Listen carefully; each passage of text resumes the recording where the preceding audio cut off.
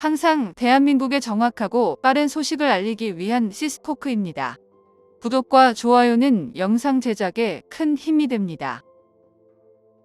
대한민국에서 K방산이란 말을 만들게 한 국가로 최근 대한민국은 동유럽의 폴란드와 밀접한 관계를 맺고 있는데 폴란드의 대통령과 국방장관 그리고 외교장관이 초대형 전단을 꾸려 대한민국의 방문을 확정지었습니다. 폴란드 정부에서는 기존에 48대를 도입한 FA-50 경공격기에 이어서 폴란드가 사용할 국방 예산 14조 원을 모두 최첨단 한국산 첨단 군용기를 추가로 도입하려는 의지가 매우 강하다는 걸 확인시켰습니다. 폴란드 대통령 사찰단이 대한민국을 방문하면서 경남 사천으로 참관하게 될 것은 바로 KF-21 보람의 전투기가 비행하는 모습입니다. 특별히 한국항공우주산업카이는 폴란드 대통령이 볼 수 있게끔 KF-21 전투기의 일정을 최대한 맞춰서 진행할 것으로 알려졌습니다.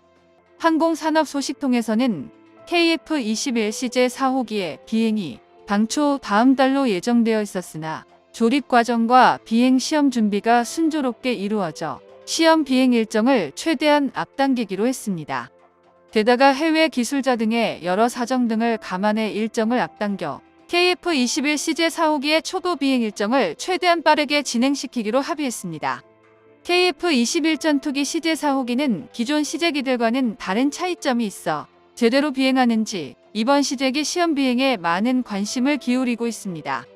CJ4호기는 복좌형의 형태를 지니고 있는데 설계상 단좌형 기체와는 내부에 많은 차이점이 있고 조종사가 탑승하는 내부 공간이 더욱 커지면서 기체 내부에도 부품들의 재배치가 이루어졌기 때문에 조금씩 비행 고도와 거리를 확대해가면서 성능을 시험해야만 합니다.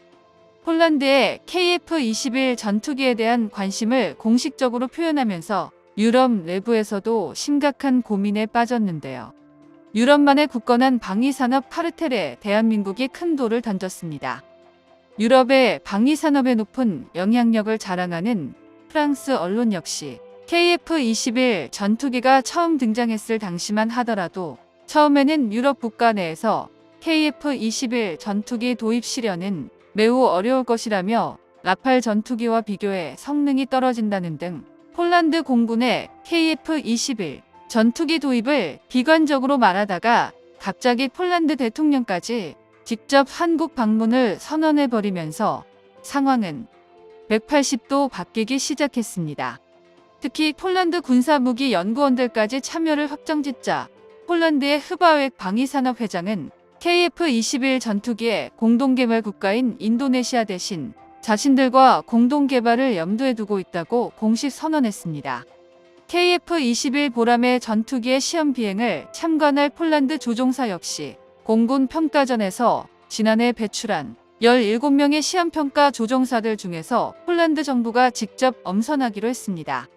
폴란드 정부는 어지러운 동유럽의 국제정세 속에서 제공권을 장악하는 방식으로 상발 엔진 전술기를 원하고 있습니다. 지난해 있었던 폴란드 공군의 단발 엔진인 F-16 전투기 추락 사고에서 큰 영향을 끼쳤다고 전해지는데요.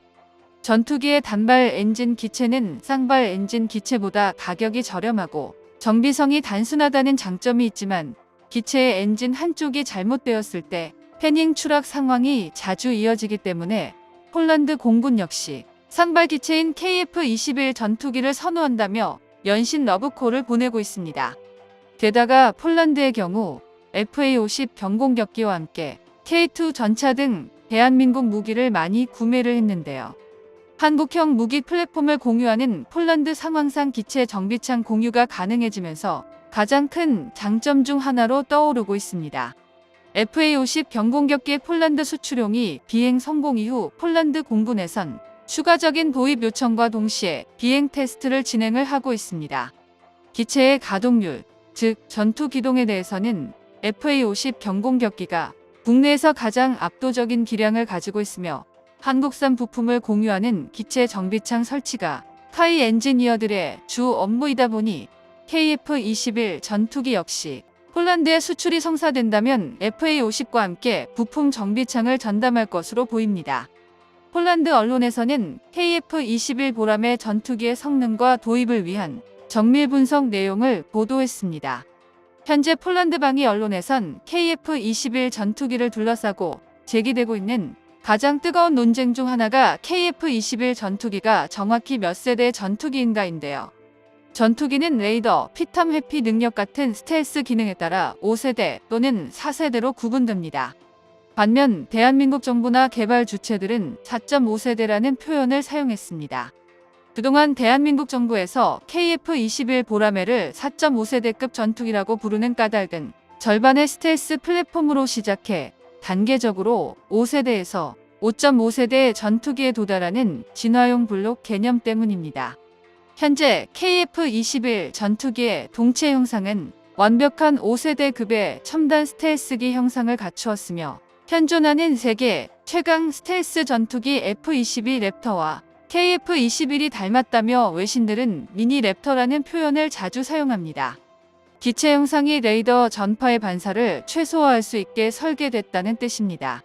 한국 항공 KF-21의 블록 1, 블록 2까지는 유로파이터, 타이푼, 라팔 등 최신 기종의 레이더 반사 면적인 RCS 제곱미터보다는 약간 우수한 수준의 스텔스 성능인 0.5제곱미터를 갖출 계획이라고 밝히고 있습니다. 반면 2028년 이후 KF-21 전투기 블록 3에서는 무장창을 기체 내부로 매립해 미국의 랩터 수준으로 높인다는 계획인데요. 미 공군의 F-22 랩터는 0.001제곱미터, F-35는 0.01제곱미터 수준입니다. 폴란드 대통령까지 관심을 가지는 KF-21 개발은 순조롭게 개발 중이며 2월에 진행하는 램제트 엔진 테스트를 시작으로 빠르면 6월 둘째 주에 시제육호기까지 초도 비행을 할 것입니다. 사실 폴란드 대통령의 방문 일정도 있지만 하이가 추가적인 비행 시험을 앞당긴 것은 개발 시간을 최대한 확보하기 위함입니다. 시험 비행은 4년 동안 2200번의 비행을 시행하는데 예상보다 시간이 매우 빠듯하며 기상 악화로 인해 시험 비행을 진행할 기상 여건이 맞는 날도 사실 많지가 않습니다. 또한 전투기에 장착한 연료 탱크 등 외장 장치가 문제없이 분리되는지도 중요한 문제입니다. 전투기의 기능에 미사일 등 무기가 제대로 발사하는지 공중에서 각종 전투 기동 능력도 시험해야 합니다. 이런 시험 과정은 밤낮 없이 지속하게 되는데 낮에 실시한 시험 비행에서 미세한 오류까지 잡아내 야간에 설계를 수정하고 다음날 결과를 반영해 다시 시험 비행을 해야 한다는 것입니다. 지금은 계획된 개발 일정보다 2달가량의 시간을 앞당겼다고 전했으며 KF-21 전투기 시제 4호기 생산 공장에 인접한 구조 시험장에서는 KF-21 구조 시험기에 대한 내구성 시험이 한창 진행되고 있습니다. 22만 개가 넘는 볼트와 너트를 고정하기 위한 구멍만 10만여 개인 KF-21 전투기가 비행하면서 지속적으로 가해지는 압력에 얼마나 버티는지 시험 중입니다. 한국항공우주산업의 KF-21 전투기 구조시험 팀장은 3천여 개의 개체론에서 나오는 수많은 데이터를 매일 분석해 보완한다고 말했습니다. 정보가 도움되셨다면 구독과 좋아요 부탁드립니다.